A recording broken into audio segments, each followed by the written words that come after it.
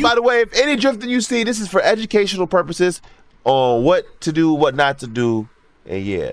Think that the practice of drifting is as old as racing cars itself. Wow. But the sport of delicate balance and complete anarchy, of smoke, shredded tires, and dented fenders hasn't always been around. This nigga's drifting a Bugatti? It's relatively new, in fact. Power sliding?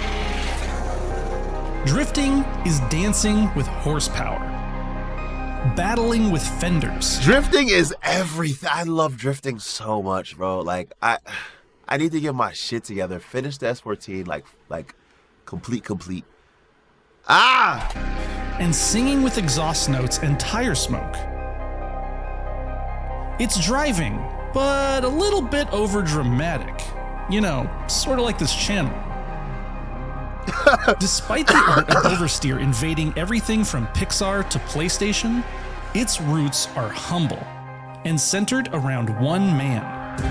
Imagine being so iconic, so legendary, that you changed the world forever with something that, like, how did people even, like, how did it spread like this? You know what I'm saying? What the fuck? This guy who rose from rebellious teenager street racing in the quiet hours of Japan's winding toge.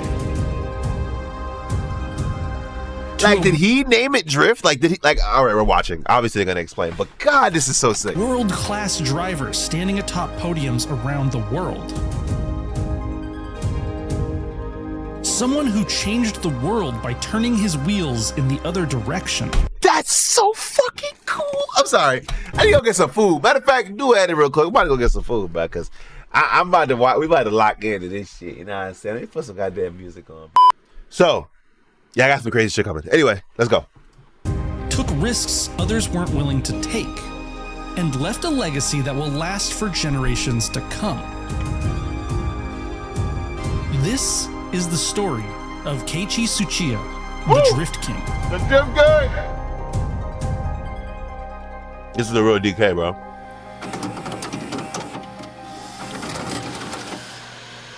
I like these videos. These shits are crazy. The story of Keiichi Tsuchiya begins in 1956 in the small village of Tomi. There, Tsuchiya-sama Tomei, crazy, was born. Rumors have it that he came out of the womb sideways. Get the fuck out.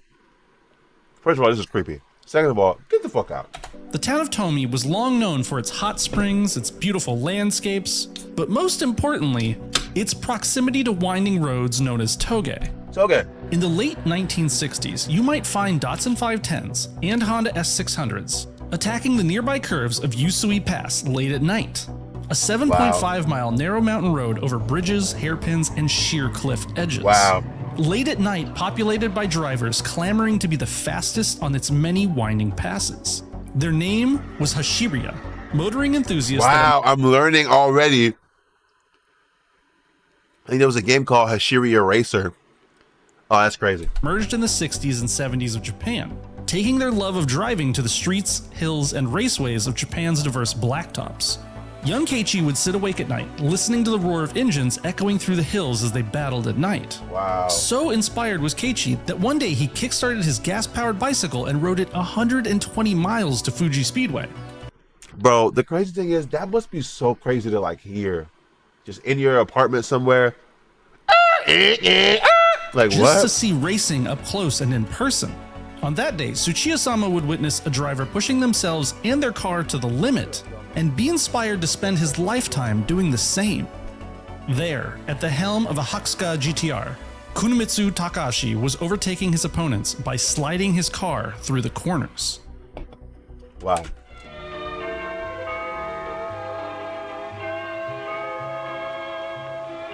Wow, yo, this is OD. I love these videos. We're about to watch all of these. He has like the best footage. How the fuck you find this footage?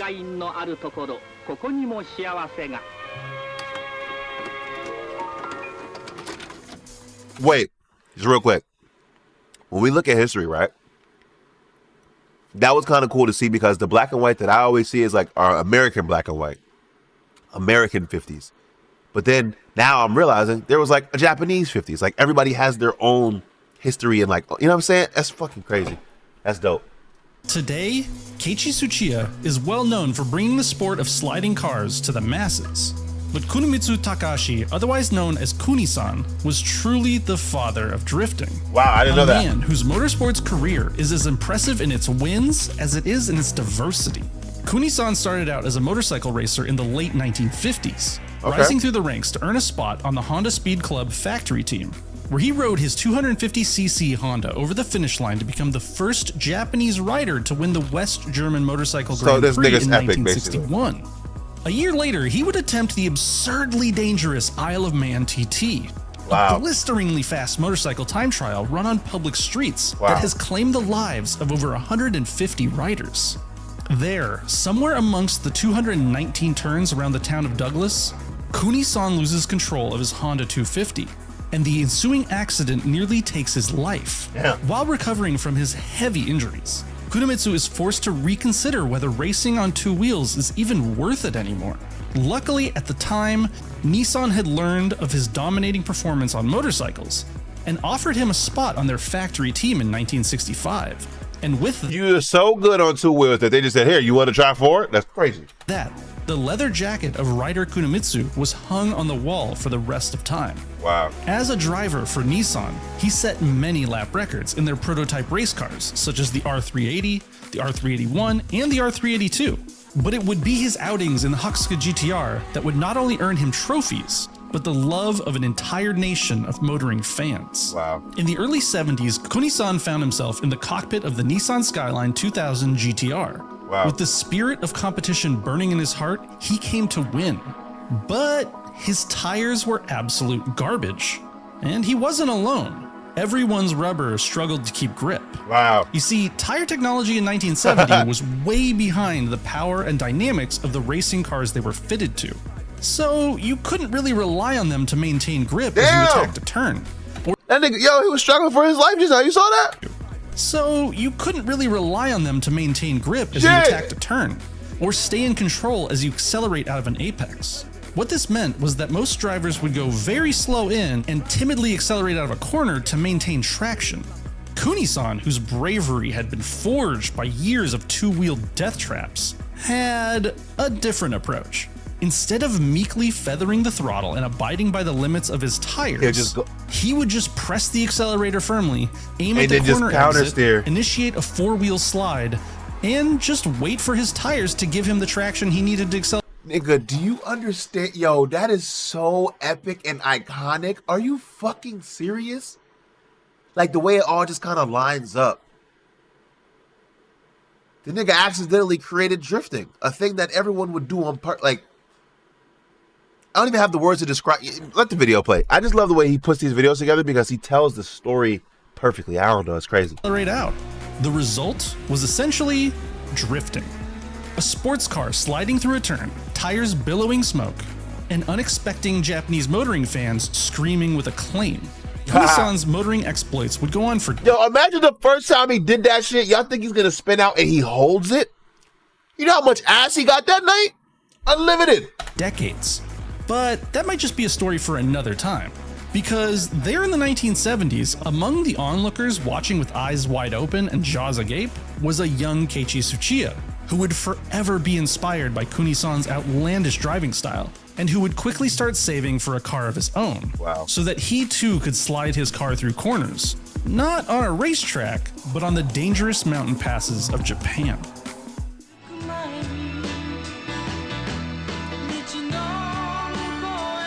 This video is about the Drift King.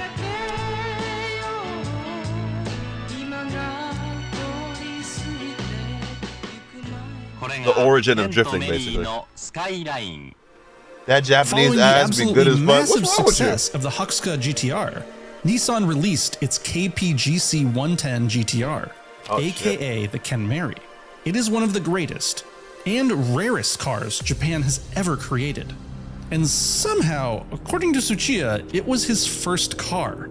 Look, I know, everyone everywhere quotes Tsuchiya-sama as starting from some humble beginnings, but driving one of the 197 Kenmari GTRs as his first car triggers the sus in me a little bit. Other accounts say that his first car was the Nissan Sunny B110. Either way, whatever car Tsuchiya did start in, he didn't dive headfirst into racing. In fact, at first, he refused to compete with others. After seeing how treacherous and tight the Usui Pass was, he opted instead to drive out to remote farmland and practice his driving technique on the weekends. Wow. For 4 whole years. Damn. 4 years of constant practice. Braking, heel towing, and countersteering until he had a connection with the car that was one of the only things I haven't learned in cars yet is heel towing. absolute. After spending what is honestly an absurd amount of time practicing, Tsuchiya finally felt it was time to take on the Usui Hashiriya. Keiichi made short work of the mountain racers. They never really stood a chance. Yeah. When you practice for 4 years at something, forging your skills with fervent dedication, little can stand in your way. Keiichi was quickly deemed king of the mountain, and rivals would travel from oh man, king of the mountain, bitch. all over the region to challenge him, only to see his taillights disappearing around the corner ahead of them, never to see them again. He was adored by other Hashiriya for his flamboyant racing style, passing his opponents in curves while sliding sideways. Word of Tsuchiya-sama's abilities soon traveled down the mountains to the world of professional Japanese racing. And in 1977, Keiichi would begin his life's work as a professional racing driver. But the soul of illegal mountain racing would never leave him. As you already know, this is the man responsible for bringing the drift sensation from the other side of the Pacific to our shores here in the United It's so iconic. Like, you know, Midnight Club and like just being the legend of the hill. That means you're the best driver there, period. And like, you're doing shit that nobody, like, you're just him, like literally him though. There's nobody close to you. You're here, right? And like, that like street race, like obviously I'm never gonna promote that, but like that's just so cool. I'm sorry, it is. I'm sorry. States. He's a D1 Grand Prix judge. Don't do it though. The Drift King himself, Keiichi Tsuchiya. Tsuchiya knew the road ahead of him was long and difficult. Just like his successes as an outlaw mountain racer, his career as a pro driver would take a lot of time and dedicated practice. His humble racing debut began in the Fuji Freshman Racing Series, which is sort of a college sports version of touring car racing. You get to act like the professionals, but you're gonna pay for everything yourself. There he would pilot Toyota Starlets and Nissan Sunnies, economical, fun little cars with less than 100 horsepower. Keiichi's dedication to mastering driving skill and not relying on horsepower meant that he quickly racked up wins and garnered the support of sponsors. And even though he was winning, he felt like he was being held back by these low horsepower rookie racing classes. So he went to his sponsors and asked for money to buy a new, faster car. They said, sure, win the entire championship and we'll give you a new car. So he did. And in 1984, he stepped out of the world of underpowered, unassuming racing cars and into the driver's seat of an all-new, underpowered, unassuming racing car. But this would be a seat he would never leave for the rest of his life. Wow. Hey, what's that, a Toyota? The 1985 Toyota Corolla GTS. A Toyota, dependable. A Corolla, affordable. And yet a different kind of Corolla. A sleeper. A car for the street that's powered by a new twin-cam, fuel-injected. What's he got in there? 16-valve engine. What's he got in there? Known as the 16. Hey, yeah, what's he got in there? The That's 1980s were, hard. well, for lack of a better term, weird. And the world of 80s Japanese cars was no different. Yeah, that shit. Car companies of the time were abandoning complex rear-wheel drive platforms for simpler, more fuel-efficient front-wheel drive cars. Mitsubishi Mirage, Honda Civics, Toyota Tercels, all a dismal sign of the slow and depressing death of the sports car. But there among them was one last freedom fighter, a sports car for the masses. The 86! Well, before the Miata came along. The AE86 Corolla. For this generation, Toyota went insane. Instead of just one new Corolla, Look at that. they split the lineup in half. One Was it the 11 and the Torino, right? just another front-wheel drive economy car, but parked next to it at a dealership would be a near mirror image. But this time, with a rear-wheel drive platform, sportier suspension, and a I didn't know these bitches came in front-wheel drive. 1.6-liter engine, the Hachiroku. a plucky economy car with the heart of a champion. For our hero Keiichi, it was love at first sight. His racing prowess was forged on tight mountain roads. I want one of these. Tsuchiya-sama never cared for high horsepower, turbos, or gimmicks. To win, he believed you needed a vehicle you could trust. One that did what it was told and communicated back to the driver with solid inputs and delicate handling. That's so sexy. Look at that. Tsuchiya's competition A86 went by many names. Carrot Flashpoint, Karada, whatever you called it, you saw it cross the finish line first. Though underpowered and unassuming, Keiichi and his Carrot A86 dominated the Fuji Freshman Series I for want to race, 6 chat. I want to race. I want to race. leaving more powerful and advanced cars in its dust. So, what do you do when you're dominating the competition and no one can beat you? You have a little fun with it. You start drifting. Did he used to do that? Like when he was winning, he would just start drifting? Because I do that in video games, and he's doing it in real Like life. his hero Kuni-san, Keiichi kept himself entertained on course by sliding through corners. That shit is so fucking cool, bitch. It's so cool. It's so cool. Oh my god, it's so cool. Passing his opponents while graciously countersteering. It was probably really fun to watch, but must have driven the other competitors nuts. Tsuchiya-sama's performance in the Advan 86 was so dominant, the Nismo team had him investigated for cheating. I mean, how else can you explain that this puny little hatchback was sliding around corners and still passing its I competitors? would just want to drive, bro. Like I wanna just like take months and years and just drive on tracks and just drift and also just like grip drive, but like bro, that's all I want to do, bro. I want to be just a great driver. That's it. Competitors. He of course wasn't cheating, he was just kind of a jerk. But the fans loved it. Tsuchiya was winning so easily that he found it boring. So his antics got bigger and bolder. Wow. Exaggerating his drifting, pushing Just the being track that gifted. limits, driving fans wild and pissing off the officials. Eventually, the officials had had enough of it and threatened to suspend his license. You become so good, you just start His like on-track messing around. exploits led him to earn the title of Dorkin, or Drift King. The reputation and controversy around the Drift King inspired Option Magazine to reach out to Tsuchiya. They thought, what if we were able to show everyone at Option Magazine to reach out to Tsuchiya? They thought, what if we were able to show everyone the wild driving style of the Drift King? So they set about following Tsuchiya-sama for weeks, Fast and riding Furious along Tokyo with him and Drift. filming him attacking Usui Pass in his personal AE86.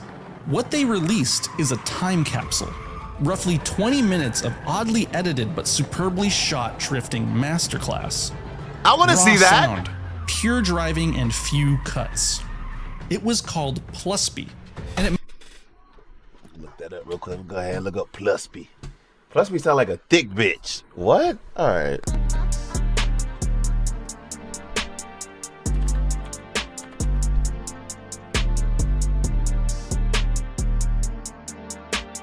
I don't want to talk about it. I don't want to talk about it. Let's not talk about it. All right. I loaded up Plusby. We're gonna watch Plusby. may seem almost timid now, but when it was created, nothing like it had ever been released.